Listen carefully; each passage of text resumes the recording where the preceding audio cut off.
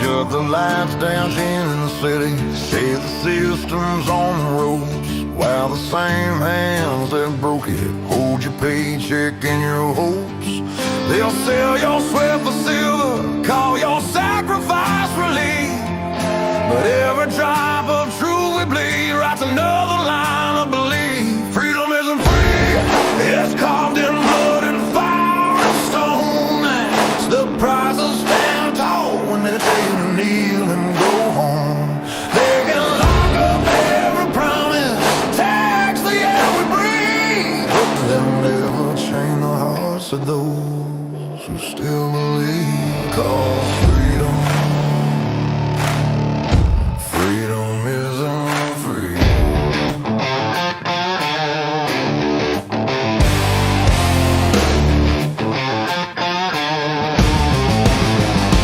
They preach peace from marble towers while they fence off your front yard. They wave a flag made out of rules and call obedience smart. They'll brand your voice as danger, they'll mock your faith as greed, but freedom don't need permission, it just needs men who'll bleed. Freedom isn't free, it's carved in blood and fire and stone. It's the price of standing tall when they tell you kneel and go home. They can lock up every promise, tax the air we breathe, but they'll never change the hearts of those who still believe. 'Cause freedom isn't free. Freedom isn't free, it's written in red on history's page, a warning to the tyrants and the cowards of the age. They can bury us in silence, but the truth still screams. Freedom isn't free.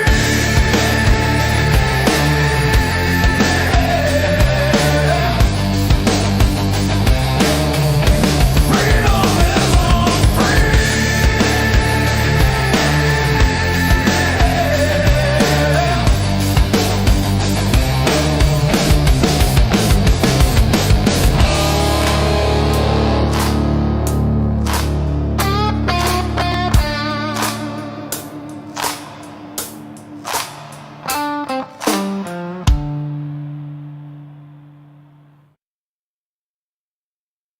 Hello, friends. Do you have a moment so that we may discuss our Lord and Savior Minarchy?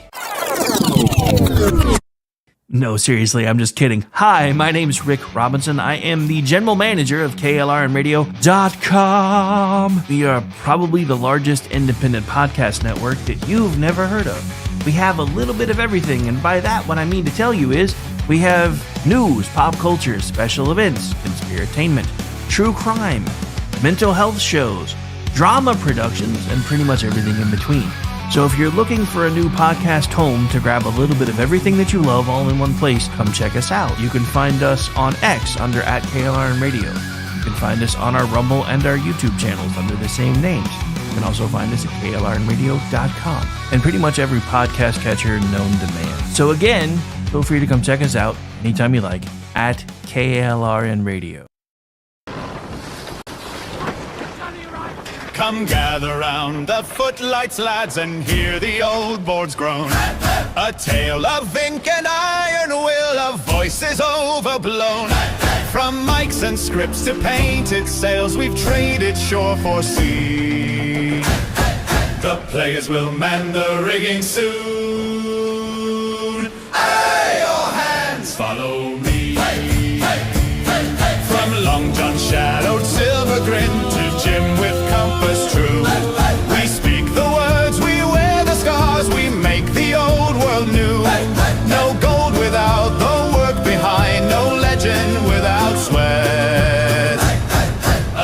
We just ship a single breath. The course is not set yet. We players sail, we players sail, we players sail soon. All hands to KLRN Radio, setting sail for Treasure Island, March 2026!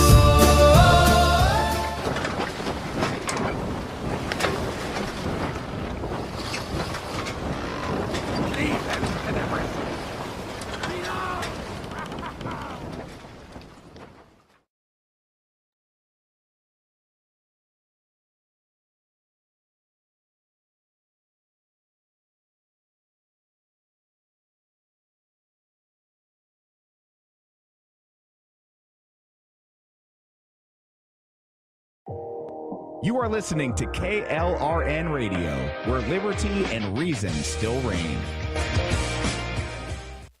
Celebrity designer Jeff Lewis is back with Hollywood House Lift. I'm excited to be working with new clients. I'm not getting rid of that. I hope I never see you both again. An all-new season. Those have to go. That has to go. From oh, wow, It's been an actual nightmare. to oh, wow. This is such an upgrade. With celebrities like Josh Duhamel, Christina Ricci, and Gina Rodriguez. Dazzle me, Jeff. It looks like Chuck E. Cheese. Stream an all-new season of Hollywood House Lift with Jeff Lewis, now streaming on Freevee.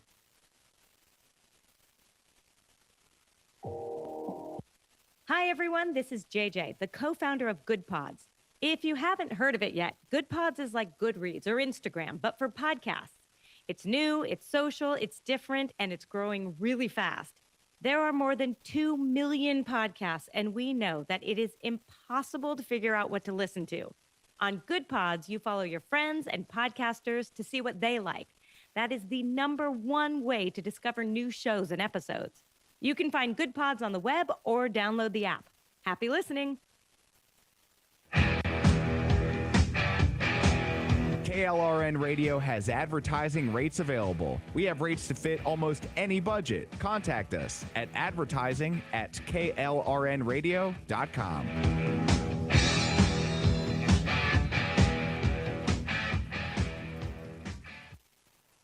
The following program contains coarse language and adult themes. Listener discretion is advised.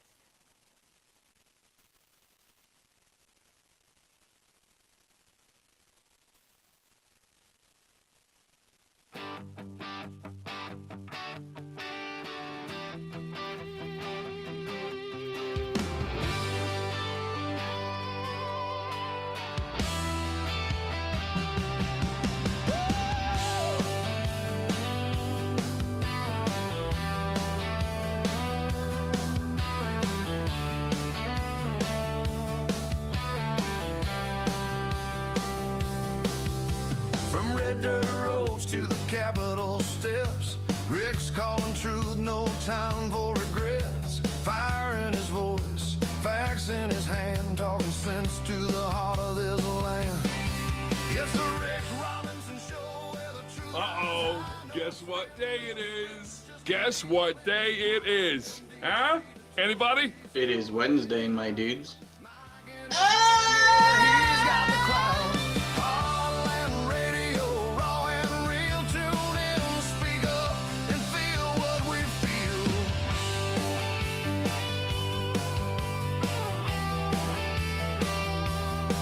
He's breaking down the noise, cutting through the lies, shining light where the shadow hides.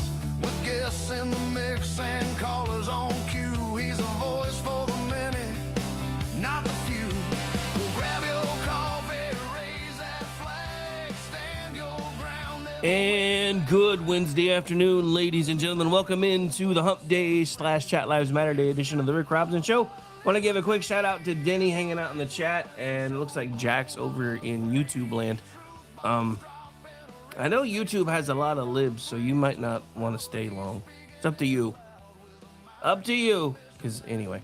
All right, so we got plenty of stuff to talk about today. Of course, what we have on the screen right now window, which is means our that they have return 2 to hours in which they space can try to officially, launch like the outside of low SLS, Earth or the orbit. Space Launch Which System seems weird. rocket, I mean, and you know, Orion trust me, I spacecraft do a that will send conspiratainment show NASA astronauts twice a week. Reed Wiseman, For a reason, because I've always found it a Victor little Glover, weird that after we Christina made it to the Cook, moon in the 60s, we and never Canadian went Space back. Agency astronaut Apparently Jeremy that's changing Hansen today as long on a as the launch 10-day happens. mission around the moon So and back. we've got that going on. There's Supreme Court Now, the arguments launch team is going on. currently in the It's process also of April loading Fool's Day, cryogenic which or is super the cold one day that liquid everybody believes propellant everything they onto read on the that SLS actually takes a rocket. second to fact check The everything propellants they that see are on the used internet. to and usually power ignores SLS are fact liquid checking hydrogen and liquid oxygen. 55 other what? We are currently in our 355 days, replenish phase 364 for both days of the liquid year. Damn, hydrogen flip the numbers tanks around. on the 2 There's phases not of the supposed to rock- be on the any 2 math on stages of the Wednesdays. rocket. Anyway, so we're That is here, both the we're core live. stage Like I and said, the plenty of interim things to talk cryogenic about. propulsion stage. I have been out for a few days. The crud round 11T11 hit me again last week, and in between the weather changes and the crud, it was bad. I was hobbling even more than I normally do. Barely have had a voice. Trying to do this damn thing today anyway, because there's too much going on to not try to do a show. So we're here, we're live, and of course we have to talk about the whole Supreme Court thing that's happening right now. I was going to try to pull some of the audio up, but for some reason C-SPAN keeps buffering on me, so I'm going to try one more time just to see if I can make it work, since apparently it's still happening, just so we can actually kind of listen in for at least a couple minutes. I don't think I'm going to stay with it long. I, like you, have been listening to it probably pretty much all day anyway. So, as soon as it started, but for some reason, the C-SPAN website's being a little weird. So bear with me for just a second.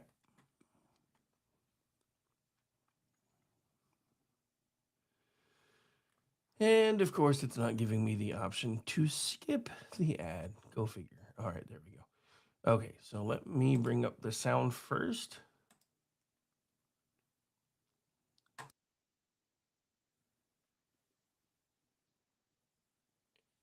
And then, hang on. I'll drop the volume on that one because it's the one that's currently on the feed. And we go over here. Sorry. I am talking out loud. And see, it's doing it to me again. It just stopped again. I don't know what's going on with it. It keeps saying that it's ending, but it keeps reloading. All right. Anyway, so I guess I won't be putting that on the screen because I just tried and it keeps stopping on me. So anyway, so we're not going to do that. So let's get into this anyway. So there is a birthright citizenship fight, and it's happening in the Supreme Court today, in case you've missed it. So under the microscope is the 14th Amendment's subject to the jurisdiction thereof line. So here's what we're talking about today so far. So this may be one of the biggest Supreme Court fights of this administration, whether the president can, by executive order, redefine who is an American citizen at birth. Now, that of course is the ACLU's position, is that Donald Trump on the fly is redefining who is an American citizen with the stroke of a pen. I don't really think that that's the case, though. The case itself is Trump v. Barbara, and the line at the center of the fight is just 5 words from the 14th Amendment, subject to the jurisdiction thereof. That matters because the order at issue says children born in the United States would not automatically be citizens if their parents were here illegally or only temporarily and were not U.S. citizens or green card holders. Lower courts blocked it so far. Now the Supreme Court has to decide whether that order is a lawful reading of the Constitution or an attempt to rewrite it. Of course, that. So yes, this is historic in another way, too. According to reporting and the court's coverage today, Donald Trump apparently became the first sitting president to attend a Supreme Court oral argument, which has the left in a major tizzy, by the way. Interestingly enough, even though there's always been an available seat for a president to sit in on the hearings, it's never been used until now. So the left, of course, even former righties like Joe Walsh is like, see, we told you, he's a mobster. He's going there to try to intimidate the courts. Dude, those justices aren't afraid of him. I'm not necessarily saying whether they should or shouldn't be, but I know for a fact that they're not. But of course, that's their whole argument, is, well, he's going because he wants to intimidate them. So yeah, that is actually pretty historic. Not going to try to pretend that it's not. So, but let's start with the actual text because this whole case lives or dies there. The citizenship clause of the 14th Amendment says all persons born or naturalized in the United States and subject to the jurisdiction thereof are citizens of the United States. That's the sentence that everyone is fighting over. The administration's argument is that there are two separate requirements. You have to be born here, yes, but you also have to be fully under American political jurisdiction.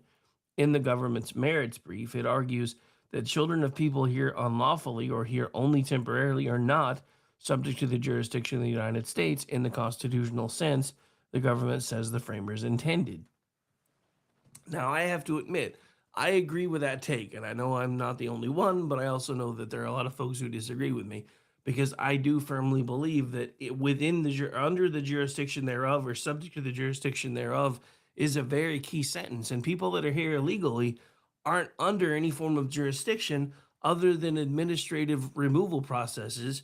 So that means, as far as I'm concerned, any children that are born while they are here and also here legally shouldn't be considered citizens. And I know that's just a lot of folks, that's a hardline approach. And I know Bruce Springsteen is all about born in the USA, man, and all the other crap. But this is just wrong in my opinion, because I don't think this was ever what the framers intended. The originalist concept behind the 14th Amendment was to make sure that Native people that were here before us couldn't be excluded, and to make sure that slaves that had been recently freed and emancipated and made citizens of the United States, instead of being considered 3/5 of a person, actually had the same rights and privileges that the rest of us do, including their reparations. Because a lot of folks don't want to talk about that today because they want reparations now for things that happened almost 200 years ago.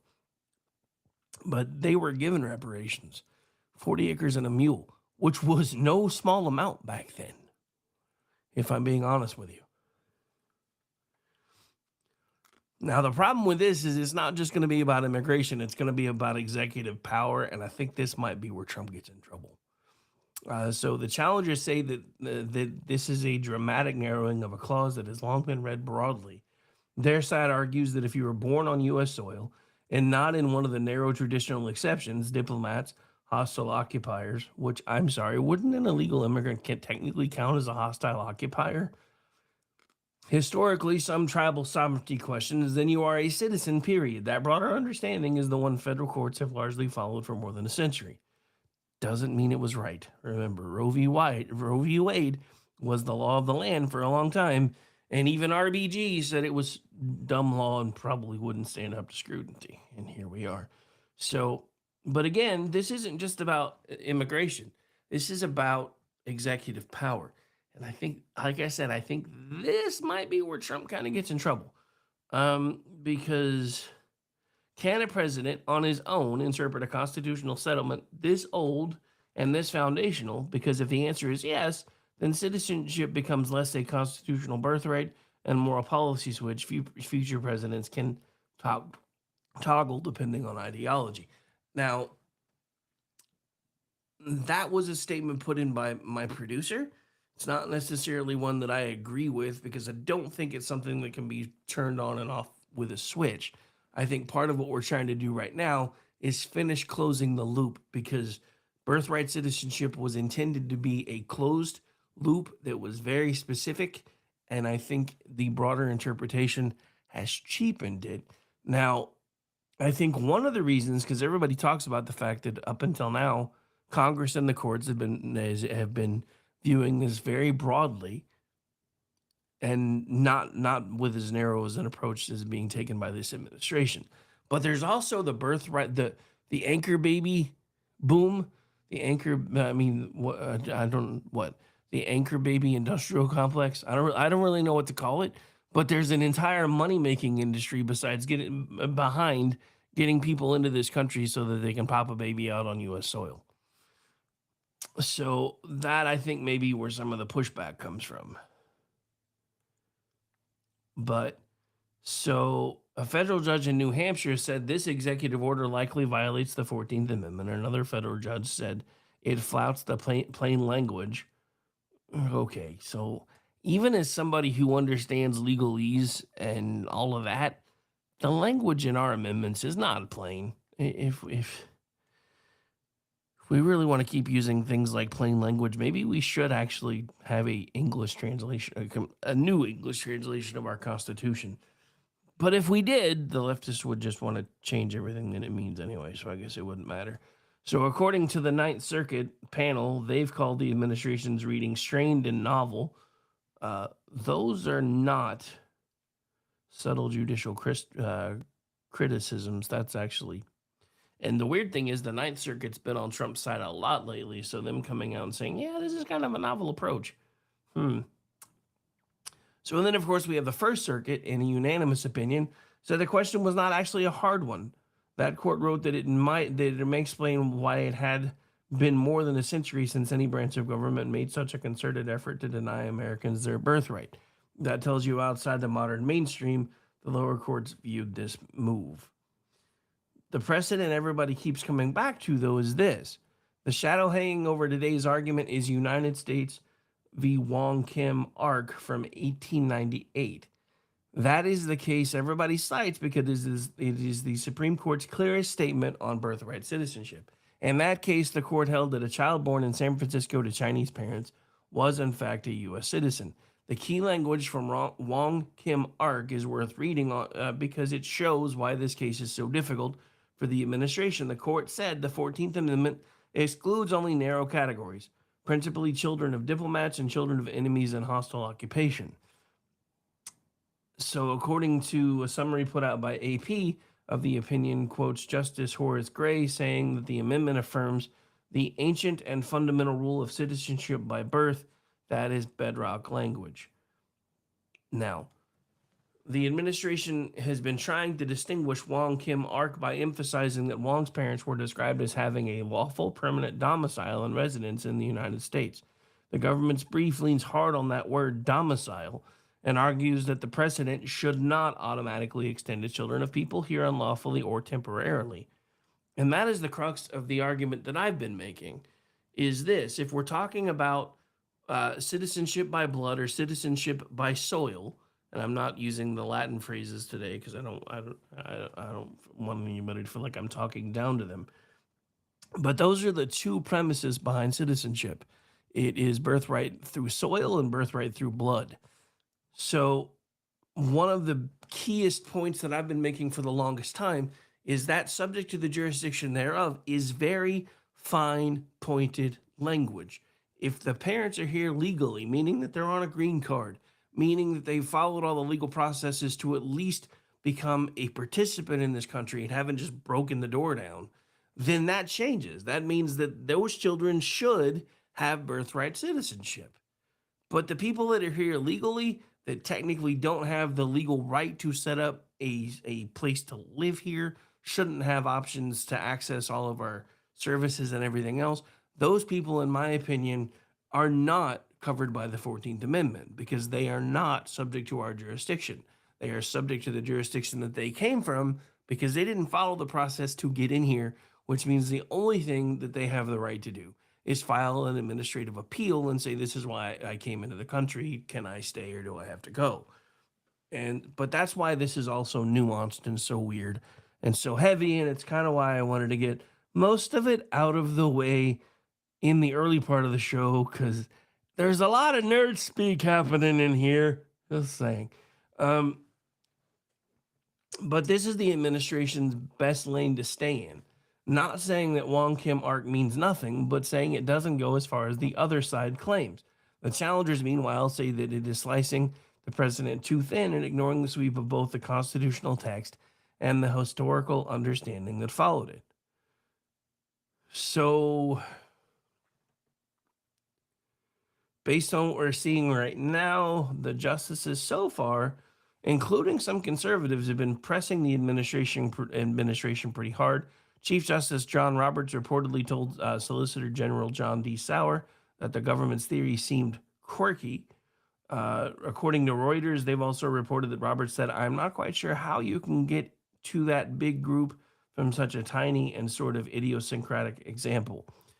That is a serious warning sign for the government, because Roberts is basically saying the administration may be trying to build a huge constitutional rule out of a few historical, very small, shall we say, tiny exceptions. According to Justice Elena Kagan, you're using some pretty obscure source to get this concept completed, and that gets right to the originalist fight. The administration says history supports it. Kagan's reported response is your history looks cherry-picked and your text doesn't get you there. From Justice Brett Kavanaugh, according to Reuters, he pushed on the government's use of foreign countries as support, saying he understood it as a policy point but didn't necessarily see the legal relevance to constitutional interpretation. That matters because when a justice says, I get the policy point, what he often means is, but policy is not law. And of course, now we have Justice Sonia Sotomayor. She reportedly zeroed in on the Reconstruction era debates and asked in substance what the court should do with evidence that the proponents of the Civil Rights Act and the 14th Amendment said everyone born in the U.S. would be citizens. That's a direct challenge to the administration's history. And there was even a revealing moment involving Justice Neil Gorsuch. According to the Washington Post, Gorsuch pressed Sauer with a question about Native Americans and birthright citizenship, and Sauer answered, I think so, before Gorsuch dryly replied, I'll take that as a yes. Even in a snippet form, that exchange suggests government theory may get messy fast when you start testing it at the edges. Now, on the other side, the ACLU attorney Cecilia Wang argued that the American rule is simple and widely understood. Reuters quotes her as saying the following: ask any American what our citizenship rule is, and they will tell you everyone born here is a citizen alike. She also argued that the rule was placed under the 14th Amendment specifically to put it beyond the reach of ordinary political officials. So that's the challengers' political and legal sweet spot. This is not some obscure administrative dispute. This is the definition of American membership. Their argument is that if you let one president narrow citizenship by executive order, then a constitutional guarantee becomes something less constitutional. I, again, disagree because they are leaning into one specific sentence within that amendment, which is under the jurisdiction thereof. If you have come here legally and you have followed the process, then you are under our jurisdiction. If you have not, then you are under the jurisdiction from whence you came, and therefore you do not have the right to participate here because you have not followed the processes.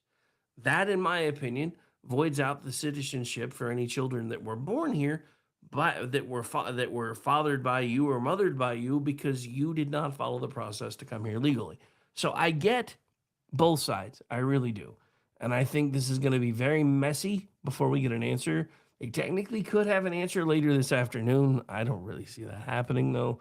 I think this will be something that will take a while to sort out, and I, much like the tariffs thing, see this is probably going to be a Solomon kind of splitting the baby kind of thing, as much as that's not really what I want or what I'm hoping for.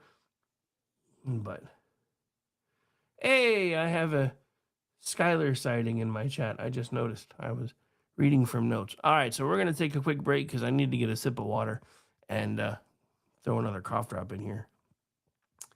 But, so... music break. We'll be right back. Stay tuned.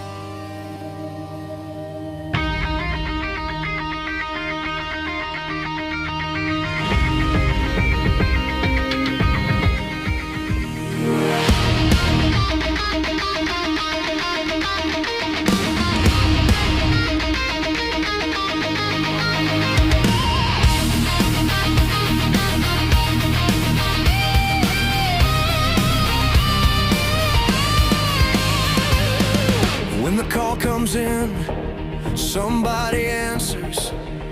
Day or night, they're already moving. Calm voices, fast hands, doing the work while the rest of the world freezes.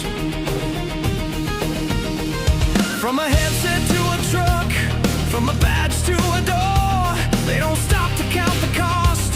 They step in when it matters. It's not about being seen, it's about being there. They're holding the line when the lines go dead, standing their ground when the world goes dark. They're the calm in the chaos, holding the line through the fire, the flood. When everything falls, they don't ask why, they just answer the call. Always standing in the gap for us all.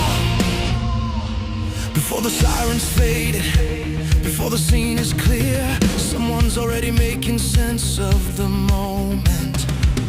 Keeping people alive, keeping things from getting worse. Some run toward danger, some stay behind and hold it together.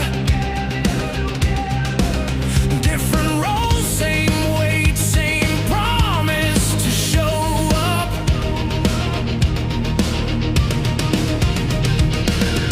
When everything's on the line, they're already there. They're holding the line when the lines go dead, standing their ground when the world goes dark. They're the calm in the chaos, holding the line through the fire, the flood. When everything falls, they don't ask why, they just answer the call. Always standing in the gap for us all. This is service, this is sacrifice, this is how lives are saved. No spotlight, no applause, just showing up again and again. They're holding the line when the world goes dark. When everything's breaking, they hold their ground. They're the calm in the chaos, holding the line. So we raise our voices for the ones who stand. Every voice, every badge, every helping hand. They don't ask why, they just answer the call. Always standing in the gap for us all. Always standing in the gap for us all. For those who run and for those who hold steady, for those who stand in the gap.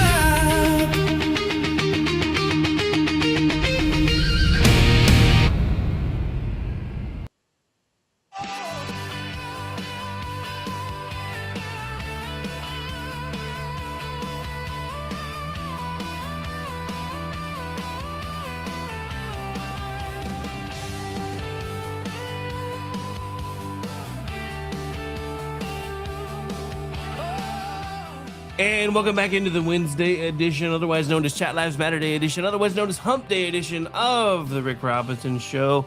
And bit of a tale of woe, just as I get ready to transition into the next thing that I wanted to talk about.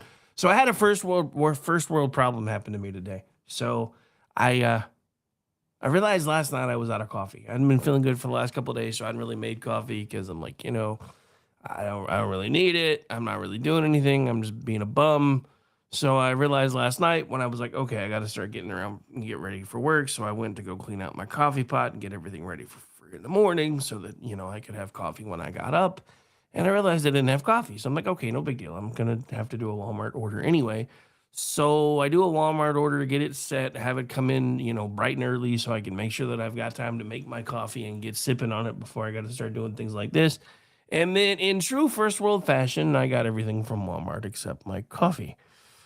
So lucky for me, I have a couple of emergency energy drinks laying around. And if you're wondering why I sound maybe different than I did before the break, it's because I think the one I just drank might finally be starting to kick in. We also have an Andrew sighting. Good morning, sir. How are you? Well, it's still morning for me for like 19 more minutes. I know for those of you that live in the future, you're like, it's not morning for us anymore. Yeah, you guys are almost done with your lunch break, though. So you're about to have to go back to work. Mainly giving you a hard time. Mainly. Just a little bit. All right. So back to this whole 14th Amendment argument because we're not quite done with it yet. So according to the AP, these are not just abstract political stakes either. Research cited in the case says that more than 250,000 babies per year could be affected if the order took effect. Lower courts also warned that some children could be left undocumented or even stateless. I submit to you they're not undocumented or stateless because they still have a state where they originated, where their parents originated from, which is what their parents' jurisdiction is because they didn't follow the process to get here in the first place the right way. So, to be fair here, though, the administration is not arguing out of thin air. According to its brief, the citizenship clause has always contained a meaningful jurisdiction limit, and that subject to the jurisdiction means more than simply being physically present and generally subject to American law. The brief ties that to ideas of allegiance, reciprocal protection, and political jurisdiction. So their claim is not the 14th Amendment means nothing. It's the 14th Amendment has been overread for decades. They also argue that today's immigration realities are radically different from 1868 and that unrestricted birthright citizenship creates incentives for illegal immigration and so-called birth tourism. We talked about that earlier. I just couldn't remember what the hell they were calling it. But yeah, there's this whole birth tourism industry that is making people hundreds of millions of dollars a year. So that is the policy backdrop being used by the current administration. But again, several justices appear to signal today that even if they understand the policy concern, that does not answer the constitutional question.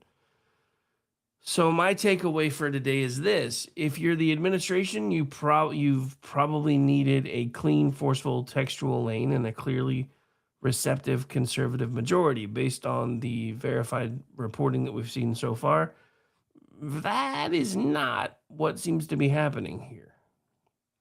It actually sounded like multiple justices, including some on the right, were struggling with how the government gets from a handful of narrow historical exceptions to a sweeping new rule covering huge categories of U.S.-born children.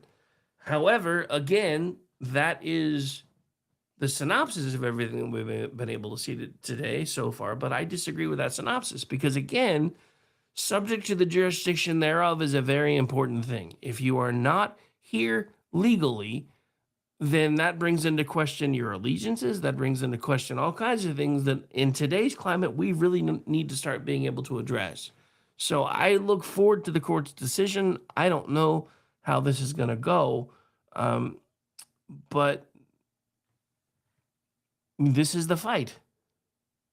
Not just immigration, not just Trump, not just today's headlines, but whether the meaning of citizenship in the United States is fixed by the Constitution as commonly understood for more than a century, or whether this court is willing to reopen the question. And I think they should reopen the question, if nothing else, because I think we have been basically applying a wide blanket, and there are all kinds of unintended consequences, especially with this birth tourism industry that's been created. And I don't think that's what our founding fathers intended. Now, I could be wrong. And it's not like I haven't been wrong before, but I don't know how this is going to go, because so far even the folks that are usually on his side have been kind of hard on the Solicitor General. And I have to say this, and this is coming from somebody who I know sounds really hoarse today. One of the things that weirds me out about listening to this stuff and only being able to hear their voices and not being able to really see anything other than a still shot, which in today's technological climate, I really don't know why cameras aren't allowed in courts. But what do I know?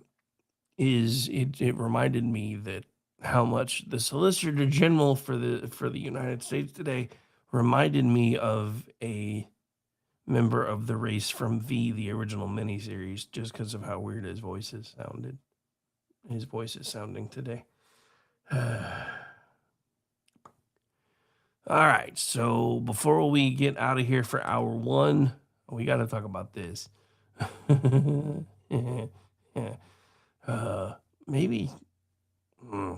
So Kristi Noem's back in the news, but not for why you might think this time. This is from Jennifer Oliver over at Red State. So the latest Noem scandal raises questions about vetting and potential national security vulnerabilities. The Daily Mail UK has exclusively reported about a new scandal surrounding former Department of Homeland Security Secretary and current Special Envoy to the Shields of America, Kristi Noem. However, the focal point of this report is not Noem herself, but her long-suffering husband, businessman Brian Noem. Kristi Noem's husband is today revealed as a secret crossdresser who dons gigantic fake breasts and pink hot pants to chat with online fetish models. Yeah. So while his wife has operated at the highest echelons of government, handling matters of national security in her recent role as DHS secretary, Brian Noem, age 56, has been dressing up and playing adult entertainers. And paying adult entertainers to talk dirty. The Daily Mail has reviewed hundreds of messages involving 3 women from the bimbofication scene, where porn performers transform themselves into real-life Barbie dolls by pumping colossal amounts of saline into their breasts. Brian has lavished praise on their surgically enhanced bodies, confessed his lust for huge, ridiculous boobs, even made indiscreet remarks about his 34-year marriage. You would have thought this probably should have come out during the vetting process. Attorney Rob Kellner, who has prepared nominees for cabinet-level process, said to NPR, "It's very invasive and all kinds of issues can surface about family members, about children, about an arrest that might have happened in the past. With the increased use of social media and any photographed and videoed peccadillos, even deleted ones, can be discovered. It appears that Brian Noem had no fear of this behavior," which, why would he? Look, I know where I stand on this stuff, but I don't really know why the left is using this as such a gotcha moment. Because I thought this was the new normal.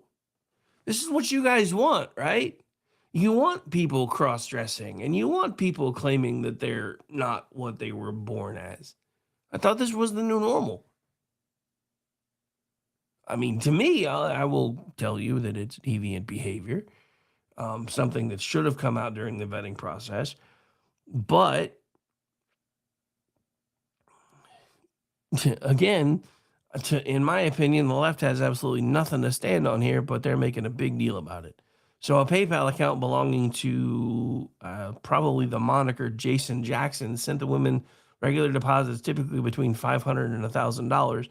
She says he openly admitted to having a wife and family. He'd say, "I love my wife, I want to get better." Then he'd disappear, come back, and start again, the woman added. Over time, the models began to figure out the real identity of their shadowy benefactor. A second woman told the Daily Mail she pocket dialed Jason and was astonished to hear a voicemail greeting saying, "Noem Insurance, leave a message." A quick Google search pulled up photos of Kristi and Brian Noem. She was completely shocked. Why are you doing this? "I didn't think hot guys did this," the woman said. "He said he didn't care." "I thought you should care. Your wife could lose everything that she's ever worked for." But again, why is the left using this as such a cudgel? Because I thought this was their new normal. Why is it only normal when they do it? I'm just asking. Hey.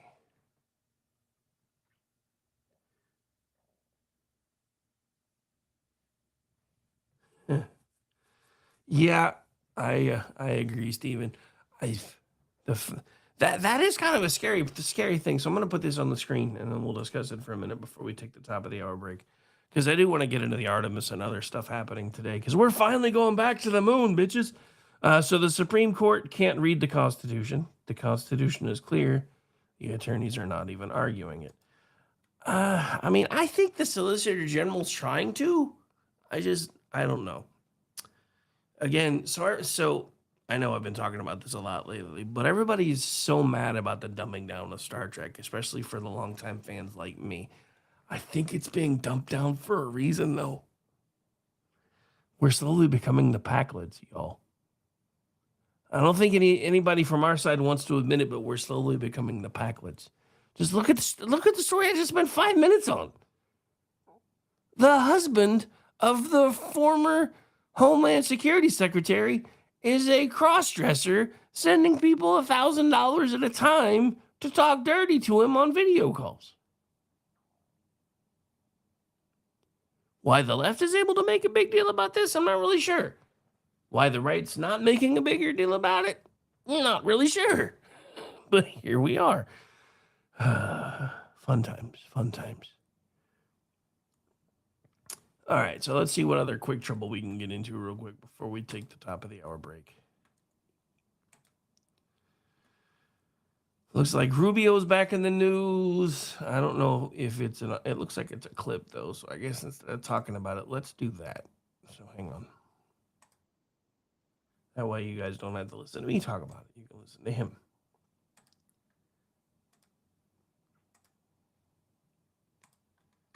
And hopefully it doesn't glitch, but I probably just jinxed it. So here we go.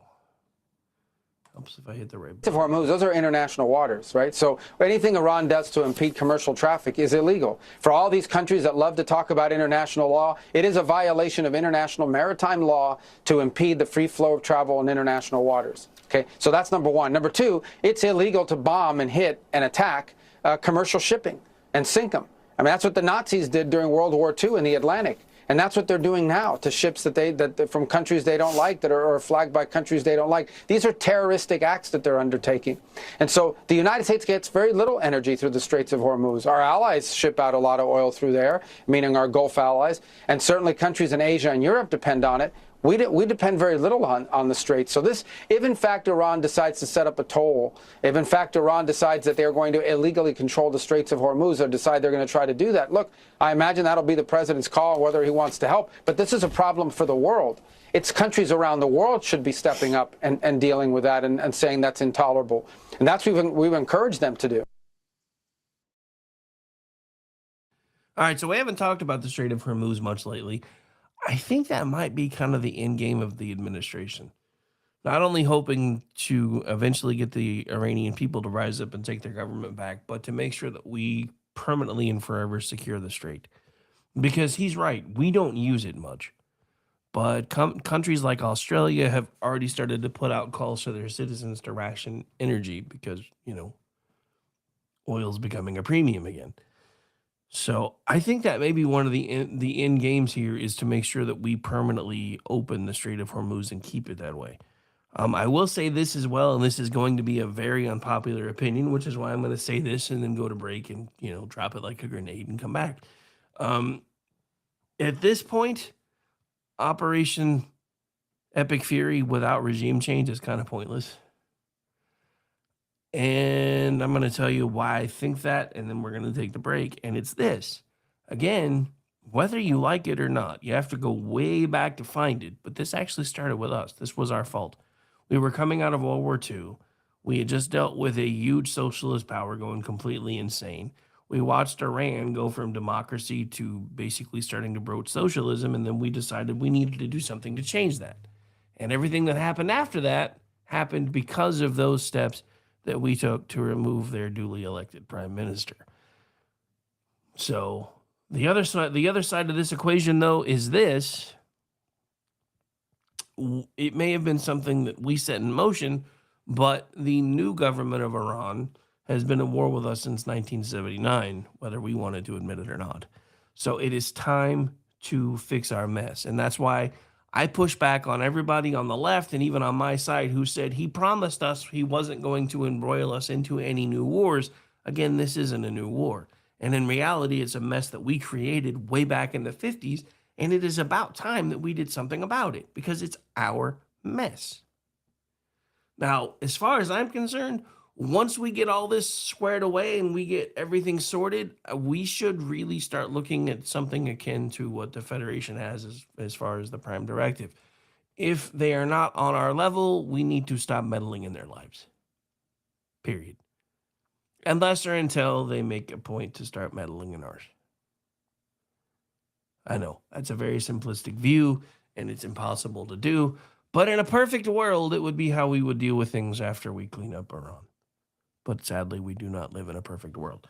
All right, my name is Rick Robinson. This is my show. We've got another hour coming. When we come back, we'll get into some of the stuff about the Artemis launch, maybe a bit of space history, because, you know, I am a nerd, so might as well embrace it today, of all days. But we'll be right back. Don't go too far. Or if you do, please come back. I'll miss you.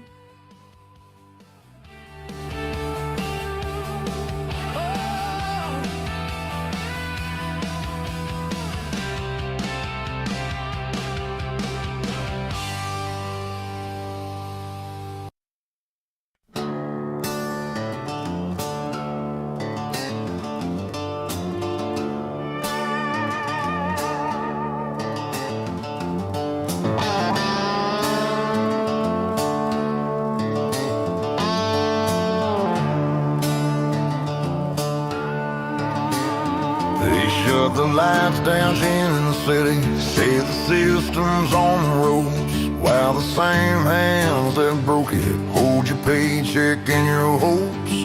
They'll sell your sweat for silver, call your sacrifice relief, but every drop of truth we bleed writes another line of belief. Freedom isn't free, it's carved in blood and fire and stone. That's the price of standing tall when they tell you to kneel and go home. They can lock up every promise, tax the air we breathe, but they'll never change the hearts of those who still believe. 'Cause freedom isn't free.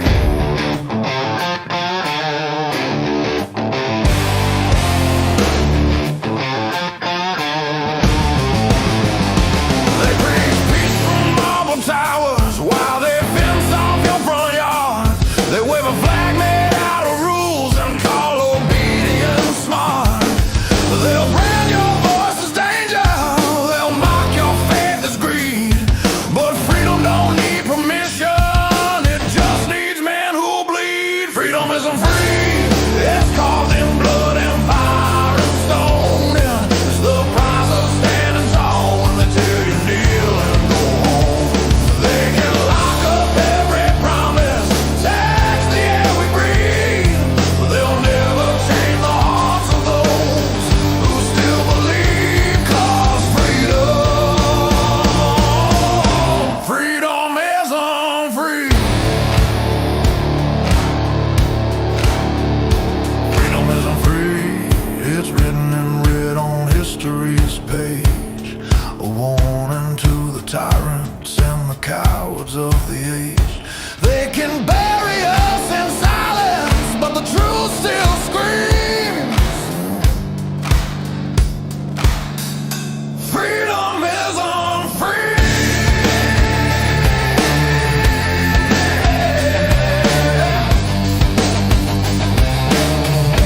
Freedom isn't free.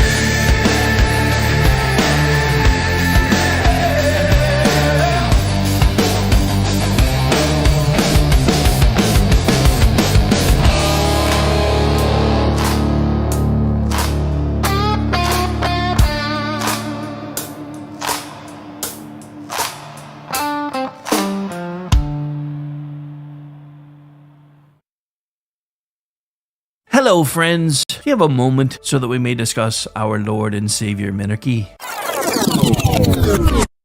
No, seriously, I'm just kidding. Hi, my name's Rick Robinson. I am the general manager of KLRNradio.com. We are probably the largest independent podcast network that you've never heard of. We have a little bit of everything, and by that, what I mean to tell you is we have news, pop culture, special events, conspiratainment, true crime, mental health shows, drama productions, and pretty much everything in between.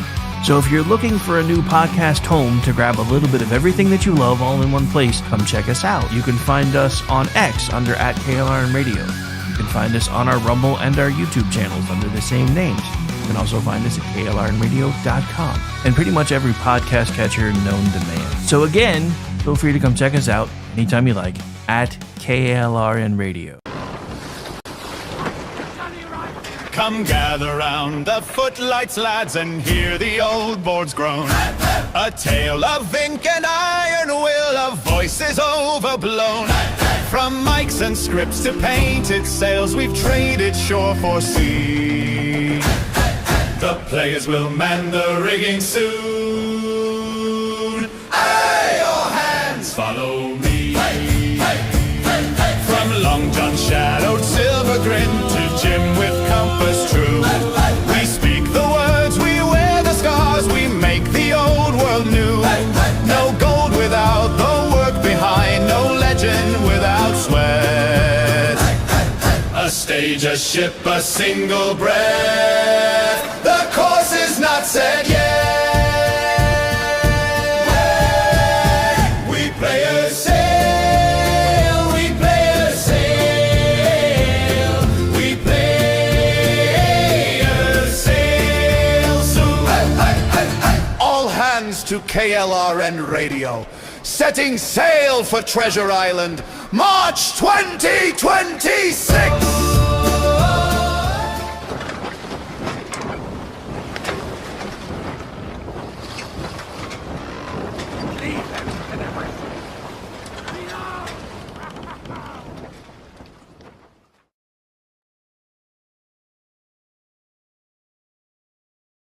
Hi, everyone. This is JJ, the co-founder of Good Pods.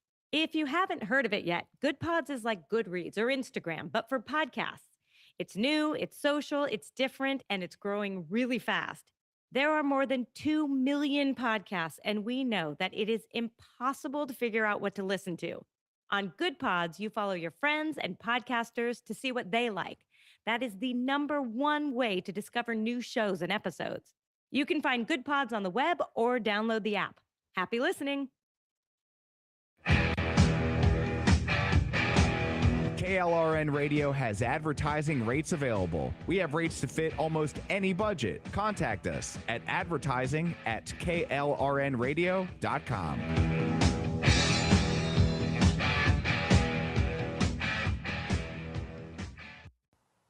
The following program contains coarse language and adult themes. Listener discretion is advised.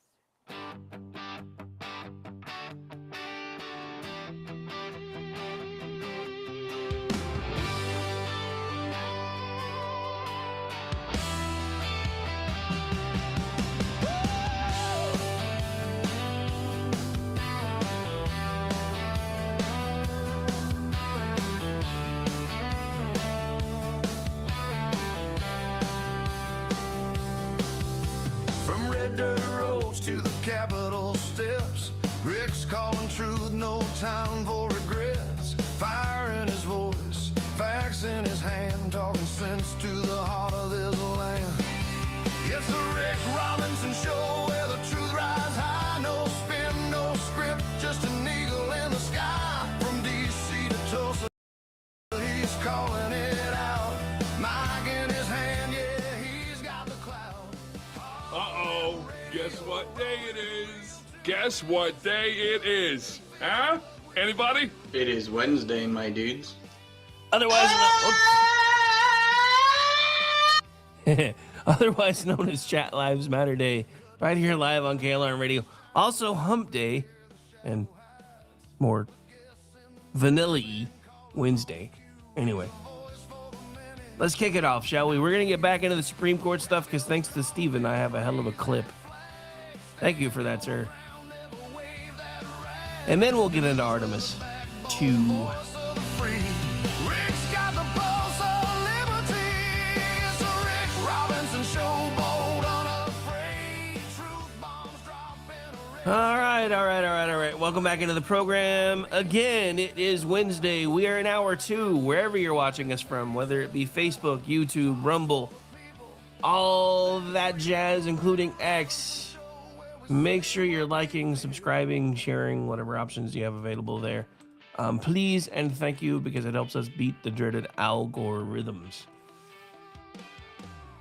I still think that's why Al Gore started making the joke that he created, that he was the father of the internet. I think it was a dad joke that just went horribly wrong, but that's just my opinion.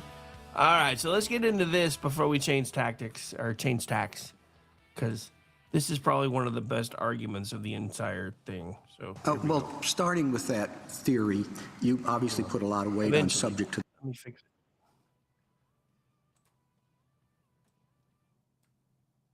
All right, now I think I can make it work. Maybe. Well, starting with that theory, you obviously put a lot of weight on subject to the jurisdiction thereof. But the examples you give to support that strike me as very quirky. You know, children of ambassadors, children of enemies during a hostile invasion, children on warships. And then you expand it to a whole class of illegal aliens are here in the country.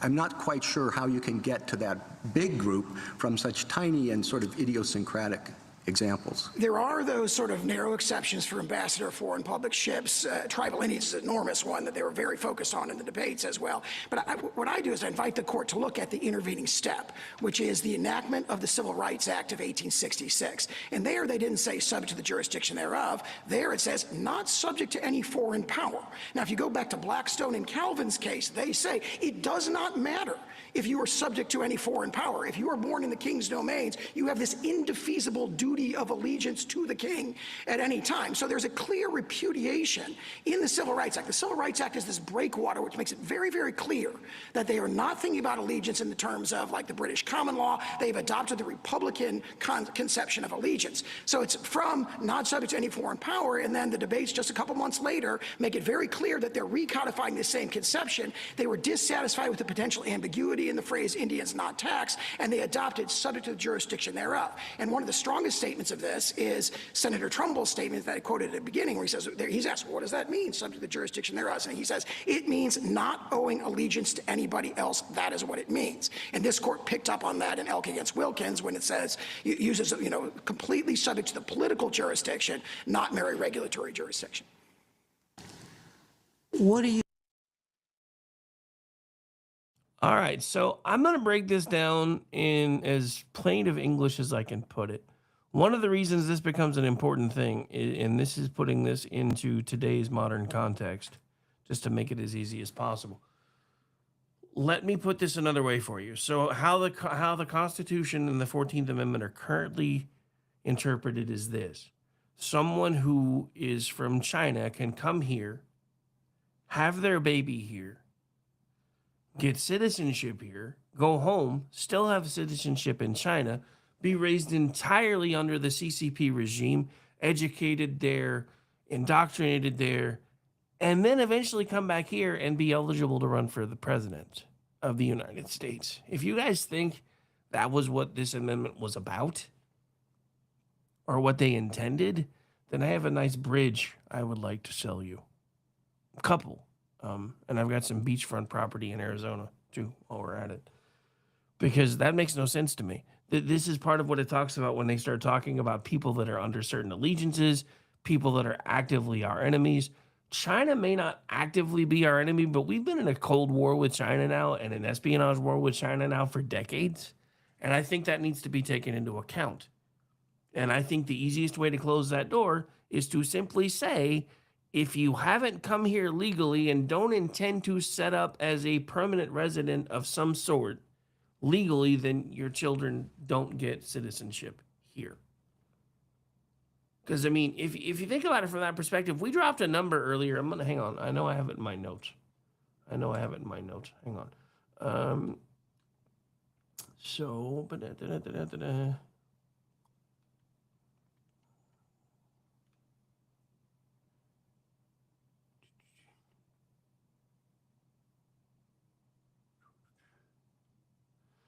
all right, so let's put this into perspective.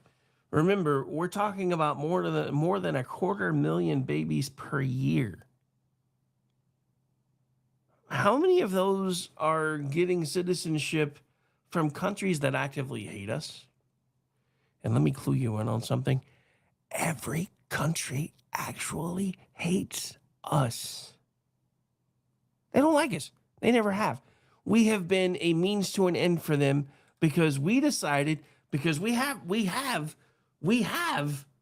this insane thing where we have to be loved and we have to be liked. And I know it's part of human nature, but it seems like it is amplified here in America because we think we're the best country ever. And look, for anybody who was educated, and graduated in the 90s at least and before. Yeah, right. Dude, I actually was planning on getting into that today too, because this whole new Japan America Love Fest thing is just kind of interesting, and I know there are a lot of World War II great grandpas rolling over in their graves today, at least on the Japanese side. But I still think it's been amazing to watch. But no, seriously, I mean, back to this for just a second. We're talking about allowing people that want us dead to have the ability to come back and run the country, should they so decide to. And if you don't believe me that that could be a possibility, please see what's going on with Ilhan Omar. As far as I'm concerned, she shouldn't even be eligible to run for Congress because she's part of a terroristic, theocratic regime. Even if nobody wants to say that part out loud. All right, so let's get into the Artemis stuff. I'll probably, if we have enough time, I may get into the Japanese stuff at the end. But let's get into the Artemis stuff because it's a good day. So let's talk about this because this feels a little bigger than the usual political knife fight or internet psychosis, which we talk about a lot on this show because we have to. Because as we sit here on Wednesday, April 1st, 2026, not an April Fool's joke, NASA is working the Artemis 2 launch with a targeted launch window opening at 6:24 p.m. Eastern or 5:24 in God's time zone. Now, there's a 2-hour window, so it could actually pop off anytime between 6:24 and 8:24, and they have an 80% chance of success based on that current window. But this is the first crewed Artemis mission ever, a roughly 10-day lunar flyby, and if it goes as planned, 4 astronauts will become the first humans in more than 50 years to head out on a mission around the moon. Now, that matters by itself. And it really does, because for some reason, even though we got there in the 60s, at some point, we stopped going back. Now, I'm not going to turn this into a juxtaposition episode, but I think there are reasons we didn't go back. And I think we might be about to get smacked upside the head with them if what I suspect is the reason we didn't go back is the actual reason we haven't been back up until now. But what really interests me is that Artemis 2 is not just a launch, it is a marker. It's a reminder. It is actually a bit of a national checkpoint. Because if you're old enough or even enough of a history nerd, hi, or just enough of a science fiction junkie, hi again, you know this story has a lot of layers to it. More than an onion. This is not just about the rocket leaving one pad on one day. This is about the long arc from Sputnik to Explorer 1 to Mercury to Gemini to Apollo to the shuttle to the ISS to Voyager, Hubble, and now Webb.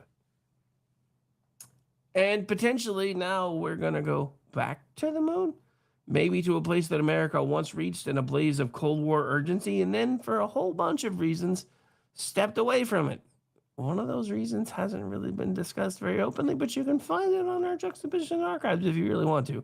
And I think that should be the real conversation for today. Not just, hey, is the rocket going up? But what does this moment mean in the larger history of space exploration? Because there was a time in this country when going into space felt like the future arriving in real time, and there was another time when it started to feel routine. And there was a long stretch where, if we're being honest, we stopped thinking of ourselves as a nation that sent people beyond low Earth orbit. Artemis 2 is a chance to ask whether that era is over. So today, let's take a little bit of walk through history. We're going to walk the road of history together, how we got here, what we built, what we lost, what we kept, and why this mission matters beyond the press release. So, why exactly is Artemis 2 a big deal? Well, NASA's own description is pretty straightforward. This is the first crewed flight of the Space Launch System and the Orion spacecraft, and it is intended to prove the systems needed for future deep space missions. The crew is Reed Weissman, Victor Glover, Christina Koch, and Jeremy Hansen. Not that Jeremy Hansen, just in case there's any confusion. And the mission profile is a lunar flyby, not a landing, but that's because they're testing equipment right now, and they still are working on testing the lunar lander. This is still going to be a big deal, though. The distinction matters because this is not Apollo 11. Nobody's planting a flag tonight. This is a proving run. But remember, they did this with the Apollo program, too. They did low Earth orbit first, then they did extended orbit, then they did let's do a lap. That's why it took until Apollo 11 to plant a flag. This is NASA saying we have tested the hardware without crew. Now we're going to put people on it and send them around the moon. And that may not sound as cinematic to people who grew up on moonwalk footage, but in some ways it is more important than it sounds because the space business punishes arrogance. Space has a way of reminding human beings that physics doesn't care about your feelings. Much like facts, physics doesn't really care about your feelings. You don't just decide you're back because you made a promo video. You prove it. You prove it in engineering. You prove it in procedure. You prove it in navigation. You prove it in life support. You prove it in communications. You prove it in whether your people can go out, do the mission, and come home alive. That's what is going to be tested tonight. And it is especially significant because according to NASA and current reporting, this is the first crewed mission in the Artemis campaign and the first crewed lunar mission in more than half a century. Just think about that for a second. I'm only 52. About to be 53 next month. But that means for almost my entire lifetime, we have been puttering around in low Earth orbit. For those of you who, like me, grew up watching science fiction shows like Lost in Space, Star Trek, and all the other things, we assume that by now we would be a lot further along than we are. And with the technological explosion that we've had and then kind of a bit of curtailing until AI came on the scene, it's understandable as to why we didn't get as far as we thought we were going to. Partly because we lost some of what it took to be explorers. We started worrying more about safety than exploring. And I'm not telling you whether that's a right answer or wrong answer, or whether it's something that should have happened, shouldn't have happened. I'm just saying that is what happened. We were once cut with much sterner stuff. And that is proven throughout our history because we had people that were willing and able to risk their entire lives to get over here on ships that were barely seaworthy by today's standards, and yet they did it anyway. More than once. Then we had wagon trains all across the country. More than once. Because people had a burning desire to see what was unknown versus what was known. For some reason, we have lost that. And I say that because in my lifetime, we have stopped exploring almost everything. We will send robots to Mars for whatever reason. We'll send robots to the moon for whatever reason. But most of our ocean is still completely unexplored. Most of our solar system, other than by probe, is completely unexplored. And now I've been seeing all these people that are, well, you realize if we send people to Mars, they can't ever come back. Because of how that works and how long it takes and everything else. That it would be nearly impossible for them by the time they acclimate to being on Mars to be able to return home. And that has become a screeching point for a lot of folks. See, we told you it's not safe. But again, I would like to point out that at some point we became wusses. Even here. You know, I talk smack about Australia all the time because they're an entire continent that was basically populated by convicts. And you can see it in some of their rules because you're only allowed to hold somebody for like, I think 7 or 8 hours without charging them there, which is funny when you think about it compared to how long it works usually everywhere else. But at the same time, we used to have this rugged individualism We used to have this whole idea of, we're Americans and we're going to kick ass and take names and deal with it later. And I think part of what's happening is part of our country is trying to get back to that point, and the other half of it is fighting it by any means necessary. And I don't really get it, because we are pushing our way to a time where we become what we were before, to a point with a lot of improvements. We don't have a lot of the racism that the left wants you to think that we have today. We just have common sense. I've said this before. I am not an Islamophobe. Phobia means an irrational fear. I don't have an irrational fear of Islam. I have a healthy fear of Islam, because Islam doesn't make any sense, even on paper. And it just doesn't. But so for the first time in a long time, there are things that are happening that could be hopeful, should be hopeful, but this comes back to something else that I've talked about on this show and on other shows. This is the 250th birthday of America, happening in just a couple months. There should be flags and bunting and God bless America signs and happy 250th all over this country, and there aren't. We have instead? A bunch of folks protesting about kings, when we don't technically have one. Unless you count the black robed variety, because they seem to be adjusting their crowns a lot lately. But just back to what we were talking about a second ago, a half a century break is a long-ass pause. So tonight isn't just another technical operation. It is an attempt to resume a chapter that has been closed for a very, very long time. And that raises the next question. How did we get here in the first place? To understand Artemis, you really have to go back to the panic, and I mean that actually, because the modern space age, at least politically, starts with fear. In 1957, the Soviet Union launched Sputnik 1, and it hit the United States like a psychological hammer. NASA's own historical material makes clear that the launch of Sputnik and then the broader Soviet early lead helped trigger the American response that became the civilian space program. Now, if you're younger, it's hard to explain just how disruptive that moment was. Today, we live in a world full of satellites. We barely think about them. As a matter of fact, most of the time we take them for granted. But in 1957, when the Soviets put that little metal sphere up there, beeping over our heads, Americans didn't hear cool science project. They heard the other side has the technology to reach above us. And in the Cold War context, that did not sound like a museum exhibit. That sounded like vulnerability. And in reality, it actually was. Then came Explorer 1 in 1958, America's first satellite, which also delivered major scientific payoff by helping identify the Van Allen radiation belt. That same period led directly into the creation of NASA. So right from the beginning, space exploration was never one thing. It was science, yes. It was engineering, yes. It was prestige, absolutely. But it was also national morale. It was military adjacent capability. It was technological competition. It was propaganda in the old, blunt, actual sense of the word. It was a statement to the world, we can do this too, and we can do it better. That matters because people sometimes romanticize the early space age as though it was all dreamers staring at the stars. There were, in fact, dreamers. There's no question about that.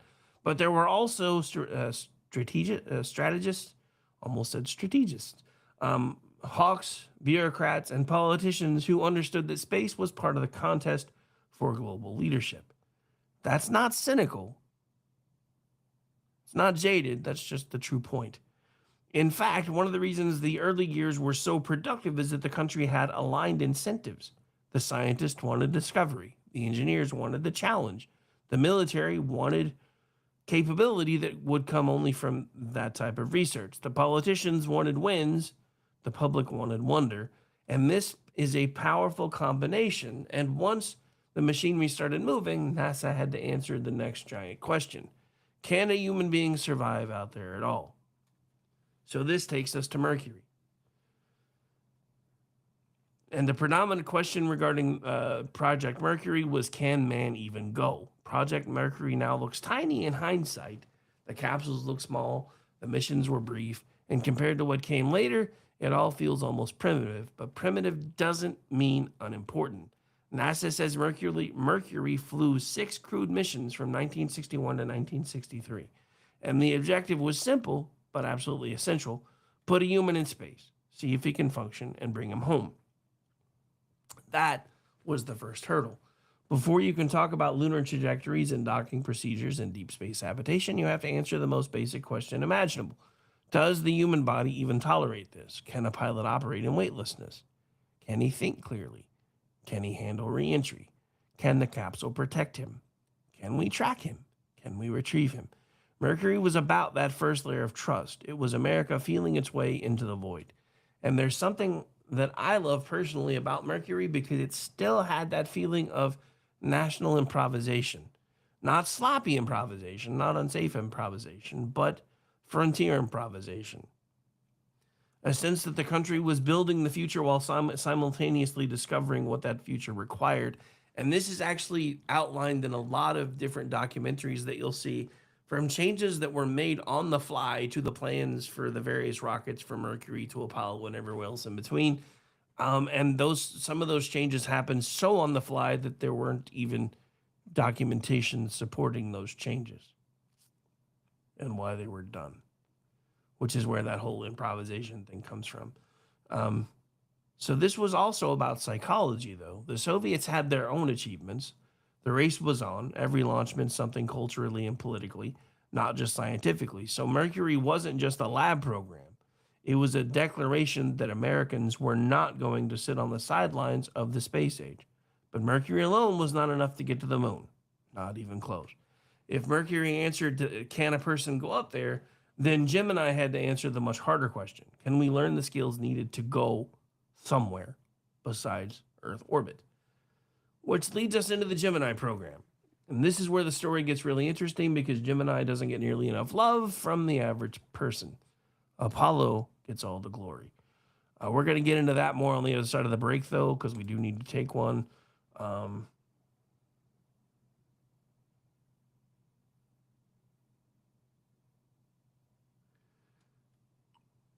Sorry, I got distracted by the chat. Y'all people are weird. Y'all people are just weird. All right, so we're going to take a quick music break. We'll be right back. Hang on.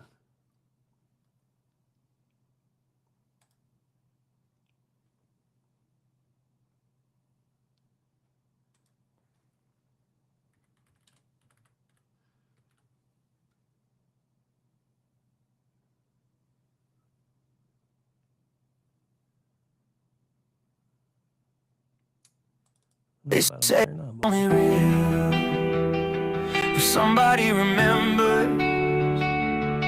They say your legacy is only real if they can point and say that's him. If the room goes quiet when I walk in, if my shadow's longer than my sin, numbers climbing, names on screens, always craving accolades and needing to be seen. If they don't see me, I don't matter. If I'm not winning, what's the use? I gotta leave something carved in stone, something louder than the truth I know. Cause silence feels too close to death, and being forgotten scares me most. The world says it only matters if they see me, if they know my name. If I'm up in lights, I gotta burn it in so they remember. Before the darker night claims the light, I gotta make a mark before the lights go dark. Yeah, I gotta make a mark before the lights go dark.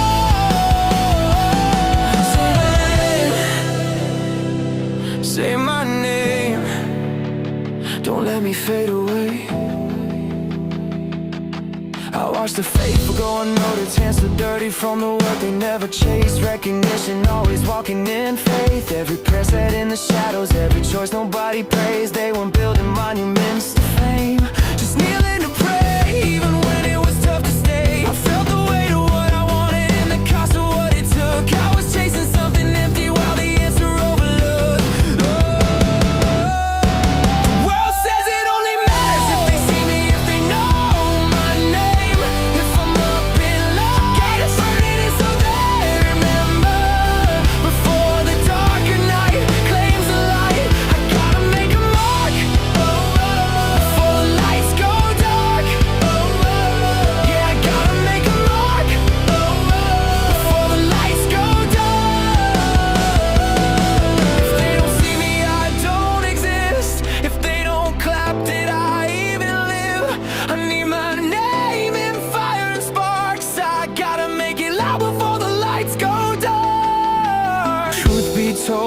God alone knows. I chase the crowd just to feel complete. I measure worth by clout, by those surrounding me.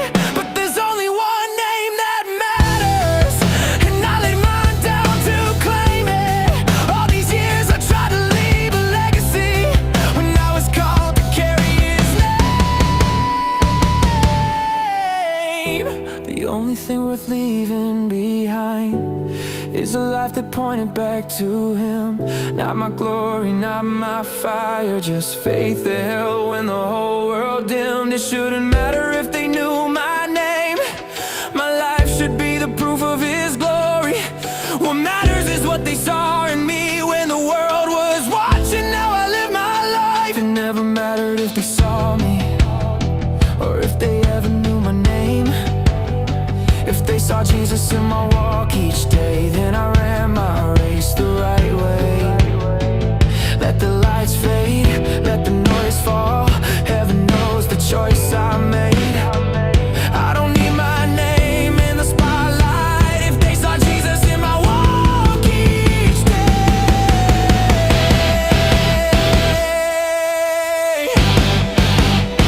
If they saw Jesus in my walk each day. If heaven knows my name,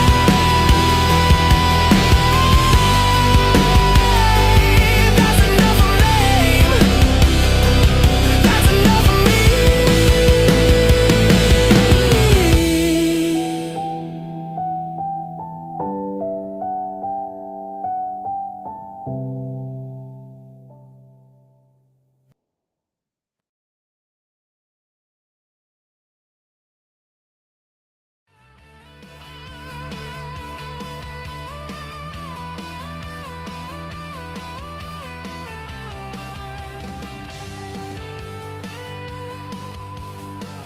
All right, and welcome back into the final segment of the Wednesday edition of the Rick Robinson Show, and we are live. Want to give a quick shout out to BZ, who I just saw step into the chat. Hope everybody's having a great Wednesday. Except for the dude asking weird questions. Yeah, I don't really want to know what your grooming habits are, my friend. That's not what this show is about. All right, so before we went to the break, we started getting into Gemini and why it was kind of the redheaded stepchild of our space program as we kind of do a deep dive getting us ready for the Artemis launch tonight, just because I decided I didn't want to talk politics for the entire 2 hours today, because, anyway, so of course, this is where and as I said before we went to the break, this is where the story gets really interesting, because Gemini doesn't get nearly enough love from the average person, because they didn't really know much about it, because Apollo got all the glory. Mercury gets the pioneering romance. Gemini gets treated like the middle child. Kind of because it was, though, but it's also where a lot of the yeoman's work was done, which is another reason why Gemini kind of just being shoved in the middle. Yeah, it's kind of like an Oreo. And nobody talks about the cream in the middle of the Oreo as much as they talk about the cookies. To me, the cream makes the cookies. I know I'm kind of weird in that instance because I know other folks that are like, I only really eat them because of the wafers. Yeah, anyway. Sure, but anyway. But part of this that happened in the way that it did is because of NASA's own description about Gemini was rather blunt. It was designed to test the equipment and mission procedures needed for Apollo in Earth orbit. That means spacewalks, long-duration flight, orbital rendezvous, and docking techniques. In other words, Gemini is where America learned how to actually work in space. That's a big distinction. It's one thing to survive a mission. It's another thing to be able to operate during one. Mercury was proving that man could, in fact, go to space and could endure there. Gemini was building the muscle memory of spaceflight.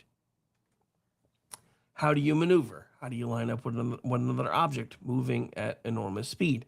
How do you leave the capsule and come back in? How do you stay up long enough to make a lunar mission realistic? All of that matters because the moon was never going to be reached by bravery alone. It required process. It required repetition. It required procedures. It required a sort of disciplined choreography. And this is one of the great lessons of exploration history in general. The glamour gets remembered, but the tedious mastery is what makes the glamour possible. Gemini was the tedious mastery. It is the part where the nation learned that heroism without competence is useless. Hey, maybe that should be a callback to why SFA failed miserably. Because there's lots of flashiness, lots of heroism, but everybody seems completely incompetent.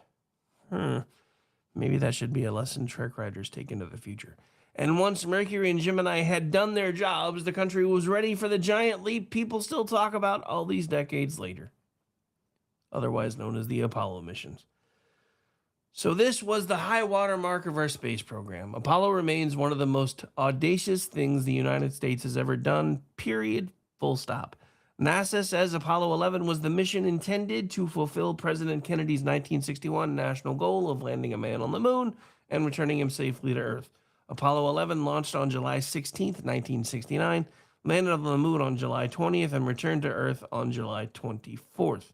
Now everybody knows the broad outline. Saturn V, Neil Armstrong, Buzz Aldrin, one small step, flag on the moon, the world watching. But the reason Apollo still has this almost mythical force is that it was a fusion of vision and execution at a level very few societies ever managed to pull off. Think about the chain of effort involved here. It involves political will, industrial output, academic research, computing advances, material sciences, guidance systems, test pilots, mission planners, thousands upon thousands of people, most of whom the public never knew, all pushing in one direction. And the crazy thing is, we did it in less than a decade from Kennedy's challenge. That is astonishing even by today's standards. And it happened because the country had clarity. Not perfect unity, because nothing is ever perfect, but it did have clarity. And I think that's part of what we're missing today is clarity of purpose. And we need to find a way to get back to that again. There was a target, there was urgency, there was a reason, there was money, there was prestige, there was national commitment. And yes, the Cold War was a major reason for that commitment. We can't really pretend otherwise, as much as some of us might like to. Apollo was scientific, Apollo was exploratory, Apollo was inspirational, but Apollo was also geopolitical theater backed by incredible real achievement. That doesn't diminish it. It actually makes it more impressive if you're willing to look under the hood and behind the curtain, because the system took a strategic rivalry and turned it into one of the greatest engineering accomplishments in human history. Now, here's the uncomfortable question. If we could do that then, why didn't we just keep going? Why didn't missions to the moon become routine? Why is there not already a base on the moon? Why haven't we built cities up there by the 80s, like science fiction often promised of the time? Why did the most spectacular chapter end so quickly? And the answer is because once the immediate political objective was achieved, the appetite changed. That's the white paper reason. I still think there's another one, but again, I'm not turning this episode into an episode of juxtaposition. You can find, Amish and I have done a couple of different deep dives on the moon, including the reasons why we believe we never went back, so you're welcome to check those out later. The moon had been won, technically speaking. In the Cold War imagination, the symbolic payoff began to diminish. The cost remained enormous. Public attention shifted. National priorities shifted. So America did not quit space, but it did change the kind of space story it wanted to tell. And I also think part of that was because a lot of our science was still really early and fledgling. Now that we're understanding that there is actually water on Mars and there is actually water under the lunar surface, we're realizing how much easier it would be to do the things that we once thought were impossible. Including, think about this for a second. Even if we don't start building bigger ships in space, imagine how much easier it would be to get a ship launched from the moon. If it's for larger exploration, it needs to be a bigger ship. Imagine how much easier that stuff would be. So I think we're finally starting to look at this from a very scientific perspective, because now we're finding other reasons to support our need to be there, especially if we do want to become an interplanetary species. And by all accounts, we do, because it has enthralled us and been a big part of our imagination for as long as we have existed. All right, so after Apollo, the American space program turned toward a different model. Instead of a massive singular push to the moon, the focus moved towards reusable access to orbit and a more sustained operational presence closer to Earth. Now, this is where the other side of the conspiracy theories comes in, because a lot of folks believe that the moon landings didn't happen because they couldn't, because of that Van Allen radiation belt that we discussed earlier. I know enough about it that I do find it interesting that in recent documentaries that I've been watching as recently as the last few years, there are NASA scientists admitting that they have conquered the Van Allen radiation belt in some of these more modern rockets. But my problem with that becomes, I thought we topped that hill in the 60s. So their word choices were interesting to me. And this is, again, something that Amish and I have talked about on juxtaposition, because the word usage that they're using kind of lends credence to the idea that we may not have actually gone to the moon, that this may have happened on a soundstage. I don't personally believe that. But when you have scientists in 2020, 2021, 2022, 2023, all saying the same things of, we have finally figured out how to get around the Van Allen belt. Finally? Didn't we do that 50 years ago? Anyway. But so this is where we get into the space shuttle. And the space shuttle was imagined to be something much more than it became, because the plan was eventually they thought they would get the technology working to where we could basically just do vertical takeoff and landing from the ground to space and back again. And we never really got there. But the space shuttle did do a lot of interesting things. So NASA says the shuttle fleet flew 135 missions between April 12th, 1981 and July 21st, 2011. It deployed satellites, supported science missions, serviced Hubble, and played a huge role in assembly of the International Space Station. Now, the shuttle era is complicated because on one hand, it was amazing. The orbiter looked like the future. It made spaceflight visible again. It created a sense that space was becoming a working environment and not just a destination. And that matters because the shuttle normalized a certain kind of space activity, but it also trained Americans to think smaller in one sense. Not less important, but in fact smaller. Apollo was transcendent. Shuttle was operational. Apollo said, we're crossing the abyss. Shuttle said, we are maintaining capability. And those are not the same thing. The shuttle was enormously useful. It was also risky, as tragedy painfully reminded us more than once. But culturally, it marked the shift from grand outward push to low Earth orbit infrastructure and utilization, and that trend continued with the International Space Station. NASA says the ISS has been continuously occupied since November of 2000, making it the long-running symbol of international cooperation and long-duration habitation in orbit. The ISS is one of those achievements people underrate because it is so persistent. It doesn't have the clean, dramatic arc of a moon landing. It doesn't give you a single iconic bootprint moment, but it represents something else: endurance. We learned how to live off of Earth for long stretches. We learned how to cooperate with other nations in orbit. We learned how to conduct ongoing research in microgravity.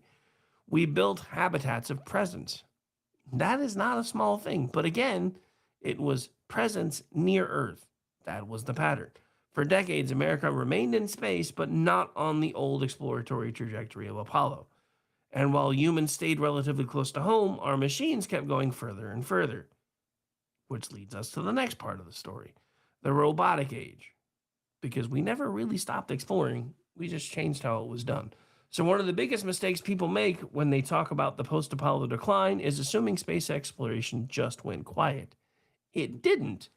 But again, before I go too much further into this, this is going to lean into the idea for a lot of conspiracy theorists that we can't survive the Van Allen belt radiation. So everything they've told us about leaving low Earth orbit was manufactured and propaganda because we had to beat the Soviets. But unfortunately, this does actually kind of lend the credence to that because all of our deep space exploration has been robotic. And you actually kind of have to start having to ask yourself why. But robotic exploration, astronomy, planetary science, that world exploded. As an example, take Voyager 1. NASA says Voyager 1, launched in 1977, conducted its primary encounters with Jupiter and Saturn and entered interstellar space in 2012. It remains the most distant human-made object in our current history. That is extraordinary. Think about the symbolism of that. A machine built by human beings in the 70s is still out there, still carrying a trace of us farther than any astronaut has ever gone. Then there's the Hubble telescope, which launched in 1990, which NASA says transformed our understanding of the universe, and they're right. Hubble didn't just gather data, it changed how the public imagined the cosmos. Those images mattered. They were scientific, yes, but they were also emotional. They created visceral responses in everyone that saw them. They gave people a visual relationship with deep space that very few instruments ever have. And now, in our own era, you have James Webb, launched in 2021, now serving as NASA's flagship observatory for the early universe, galaxy formation, and the study of exoplanet atmospheres and other deep space questions. So even during the long absence of lunar missions, America and its partners never stopped reaching outward intellectually. We just did it with machines more than with crews. And there's something humbling in that, because the robots don't get ticker tape parades. They don't give interviews. They don't become celebrity astronauts. But they do extend our senses. They are our proxies, and they let us touch what we cannot yet touch ourselves. So if you're telling the real history of space exploration, you can't reduce the post-Apollo era to disappointment. I'll be honest, to me, it was a bit of a disappointment, but I do get the point where this is going, because it really wasn't disappointment as much as redirection. But to a lot of us that, like I said, grew up watching things like Lost in Space, Star Trek, and even the Jetsons to a lesser extent, we're expecting the future to be a lot different than it is today. So, but there was, I guess, less of a disappointment, more of a redirection, because we still did things that led to different kinds of greatness. For many people, though, a lot of something was still missing. The human drama, the physical risk, the visible frontier spirit, the sense of us going, not just our instruments. And that's one of the things, even, from Enterprise, when they're wanting to go to what eventually they started calling M-class planets, because it was based on Vulcan maps of the time. The Vulcan word for, I guess, habitable like us was Minshara class. And there were a couple times that T'Pol and Archer nearly came to blows on the bridge. I mean, not really, but as close as you could get in the TV world. Because she kept saying, well, we could just send a probe. And he's like, well, if Earth wanted probes, they could have sent probes. They sent us. And I think that, to me, has always been the spirit of space exploration, and why even though, I don't want to necessarily say that the era of the shuttle and everything that came after was a major disappointment, because there were a lot of cool things that happened. Hell, I was part of a junior high team that got to go all over the eastern seaboard and set up the satellite dish for kids that didn't have access to satellites to be able to watch the launches. And I did that for my entire 9th grade year. But, now that we're getting back into this whole manned exploration phase, which again is predominantly because there has been as much as I hate this word, this set of words, a private-public partnership between the government and corporations that have kind of spurred us back into this direction. But this is exactly why Artemis feels different. Artemis is interesting because it's trying to reconnect two traditions: the old tradition of human exploration beyond low Earth orbit, and the newer tradition of long-term systems, building, partnerships, and sustainable capability.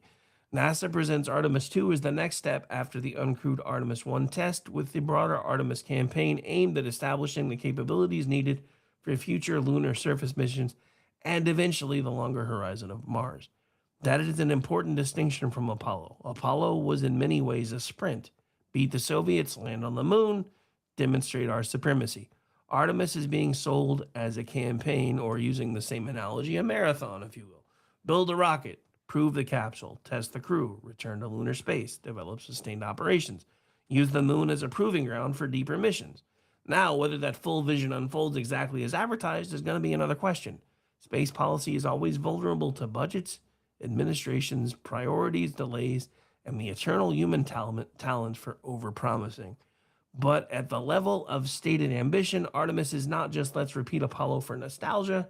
NASA's framing is much more about enduring architecture than symbolic victory. And there's another modern twist here, too. The broader American space ecosystem is not what it was in 1969. NASA's Commercial Crew Program helped restore U.S. crew launch capability to low Earth orbit through a public-private model, which means the American space effort now exists in a more blended government-commercial environment than the one that produced Apollo. So Artemis sits at this intersection of old-school national ambition and newer partnership models. That's one reason it feels both familiar and new. It has the mythology of the old frontier and the managerial complexity of the modern state. And that may be the real test, not just whether the rocket fires, but whether the nation can sustain a program like this long enough for it to become more than a headline, because America has launched magnificent things before. The question is whether America can stay committed long enough to build the next phase of human exploration. And since a lot of our younger folks seem to have the attention span of a goldfish and the memory of a gnat, I don't really know. But let's bring things back to tonight as we get ready to close out the show. If Artemis 2 launches and flies successfully, what does that actually mean? First, it means the hardware and mission design have cleared the most important threshold yet. A crewed deep space test around the moon. NASA identifies Artemis 2 as the mission to demonstrate the capabilities needed for human deep space operations. Second, it means the half-a-century gap is no longer just an historical fact. It becomes a completed pause. Reuters actually noted the significance plainly is this is the first crewed lunar mission in more than 50 years. Third, and maybe most importantly, it would mean the national imagination gets a jolt. And don't underestimate that. A civilization needs horizon stories. A civilization needs imagination. And in a lot of ways, we still have a lot of imaginings going on. We've just turned them inward. And I've noticed when our imagination is turned inward rather than outward, we become very destructive. We need a focal point for imagination. Not only one that can bring us together, but can turn that imagination that we need, that we crave, that is part of who we are, that we can turn it back outward again. So we stop reimagining the idea that there's 11 billion genders and things like that. But again, it needs a civilization needs things that point beyond the petty and the immediate. Look, I'm not naive. Space programs cost money. Politics infects everything that it touches. Hell, that's mostly how I make my money. Bureaucracies bloat. Contractors oversell. Delays happen. Real questions about priorities always exist. Fine, all of that can be true, but it can also be true that exploration at this level says something important about a people. It says they still believe there are frontiers worth crossing. It says they still think the future is something to build rather than merely inherit. It says that they still produce engineers, pilots, and planners, along with dreamers willing to stake years of effort on goals that do not pay off overnight. That matters because civilizations that stop looking outward usually start folding inward. Folding inward is not always wisdom. Sometimes it is exhaustion. Artemis 2, at least symbolically, pushes the other direction. It says maybe we're not exhausted quite yet. Maybe we're still capable of doing things at scale. Maybe we're still willing to try. Maybe we're still willing to do hard things that don't fit in a single election cycle. And frankly, I think we need a lot more of that. So tonight, as we all hopefully settle in to watch the launch of Artemis 2 as it prepares to go, I think the right way to see it is not as an isolated event, but as the newest sentence in a very long American story. A story that began in a Cold War panic after Sputnik. A story that learned human spaceflight through Mercury and operational discipline through Gemini. A story that reached its mythic peak with Apollo. A story that then shifted into shuttle station building and robotic exploration on an astonishing scale. And now, maybe a story that is ready to step back into deep space with human beings aboard. That's why Artemis 2 matters. Not because it solves everything, not because it guarantees a permanent lunar future, not because every promise attached to it will automatically come true. It matters because it is a movement. It is something that can live beyond a moment. After a very long pause, it is movement back towards exploration with human hands again. And sometimes history turns not on the finish line, but on the moment a nation decides to start walking again. That's what this launch feels like. And ladies and gentlemen, that is pretty much going to be the end of the program today. But as we get ready to close things out, just a reminder, if you haven't been checking out X lately, you need to be, because the whole American-Japanese love fest is kind of amazing. I will admit, even I didn't see exactly how much that joke was going to liberate the Japanese people. I didn't get a lot of the takes of other folks, only because I do have some experience with their culture from, studying other people's histories. And I knew from the look on the prime minister's face and who she was fixing her gaze upon that she wasn't angry with Trump. She was mad at the reporter for even asking the question. But I also think that even she didn't realize how viral that moment was going to go and how freeing it was for her entire people, because they're saying this all over social media. We have been living with an 80-year shame, and we didn't know what to do with it. Trump broke the tension of it by making a joke about it, and now we feel like it's okay to put all that baggage down. And since then, now Americans are bonding over our love with Japanese folks of big trucks, barbecue, goth Japanese chicks, and as a fairly newly single guy, all I can say about that is, oh my God. Anyway, I say newly single, but hell, I haven't been in a relationship of any kind in like 6 years. But it still feels new to me. But yeah. Japanese goth chicks. That could be a subgenre I can get into. All right. So again, Artemis 2 is not the ending. It is the question. After 50 years, do we still mean it when we say we want to go further? And I think that's where we're going to leave it, because tonight is where we find out, do we still want to go further? My name is Rick Robinson. This has been my show. And we will be back later tonight with mostly me pushing buttons. First for, I believe this is an inquiry night, because I was out sick last week and I was going to have to take over 2 hours worth of time. And with a wrenched back and barely being able to sit in my chair, I was like, no, not doing that. So we took the night off since almost everybody was off anyway. And then after inquiry, there should be a conservative curmudgeon, followed by Behind Enemy Lines, which we may or may not break into programming at some point to cover the Artemis launch, depending on when it actually happens. And after that, we'll do Rick and Orty, and then we'll finish things off with Behind Enemy Lines with Sean Lewis. And if I'm feeling up to it, we may actually do a double shot tonight and make up for Monday, because I had all kinds of issues going on Monday night. Didn't run a show then, so I owe him one. But we will see. All right, we're going to get out of here. I hope everybody enjoys the rest of your Wednesday. For those of you working for the weekend, you are, in fact, nearly there. So you've at least made it to the top of the hill. It's all downhill from here. I'll see you later tonight, starting at 7 p.m. Eastern, and I'll see you on Friday for the usual. So this show, the Weekend News Roundup, and He Said, She Said, live on KLRN Radio. Bye, everybody.